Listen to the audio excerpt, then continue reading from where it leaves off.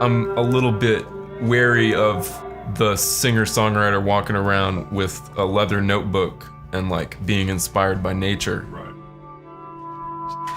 I appreciate like Google Docs in our creative relationship. Oh, yeah.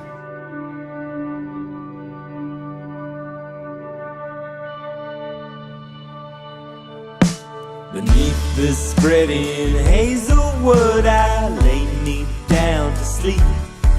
It all ended like I knew it would when the shadow came. Who are you? Shall we talk about high school? Yeah. I just remember you kind of writing songs in the hallway. In the hallway. Wow. Playing songs. I don't remember that. You were such a good songwriter that I was writing songs kind of up to the point that we met. Basically, I stopped writing songs because your songs were so much better. Roll away, nobody knows. When I was in 8th grade, I broke my back, so I was at home. That was when I first learned how to play guitar. As soon as I learned chords, I started writing songs that were extremely good. No, they were terrible, but that's always been usually pretty natural. And baby, with you, it's like I'm stoned, but it feels so good just being alone. Oh, we could have a time. We spent 10 years, and more or less the rules in the Great White Jenkins were something along the lines of you write the songs and I figure out the music. Yeah. Broadly. Yeah. That band didn't go anywhere, but it laid the groundwork for quite a lot.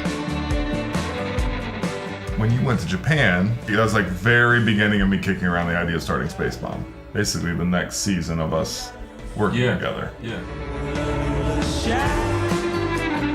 Writing songs and then seeing them recorded in the way that your albums are recorded is one of the most fulfilling and just purely joyful experiences. Being able to participate in that process, I think that's part of why I came back. My creative community is here in Richmond and kind of always has been.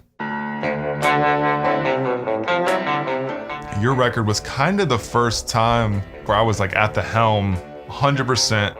There was no arrangements. It was like producing way more hands-on. We did all the songs in 3 days. It's a really tight record, which is notable because we did, all those things that are worked out were worked out in that time.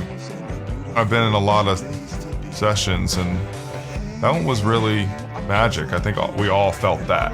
That's the kind of like studio stuff you read about and you sort of dream about. The goal was to make a really positive record we talked about. I wanted it to be like easy listening in a way where it's like, it's catchy, their guitar solos, their hooks. That's what I like about rock music and pop music, and I wanted it to be very generous in that way. And the lyrics are kind of broadly existential, but also like weirdly specific, sort of quintessential Andy Jenkins writing. I think lyrics can be positive and talk about death or lost love. Right. Very simple and direct, not particularly poetic, and are communicating or sharing experiences. Do you feel like a sense of regionalism in the music?